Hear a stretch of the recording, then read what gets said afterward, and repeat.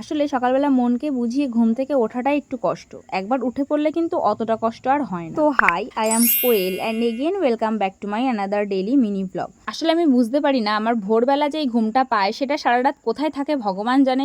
দেখো, ঘুমকে আর কি দোষ দেবো, আমার লাইফে কোনো কিছুই টাইমলি হয় না, সব কিছুই অন টাইমেই হয়ে যায়। যখনই জীবনে একটু শান্তি পাই তখনই বাড়িতে ঘটক চলে আসে, আর যখনই মুখটা একটুখানি ঠিক থাকে তখনই এই যে ইনি চলে আসে। যাই হোক, এটাই আমার লাইফের আপডেট।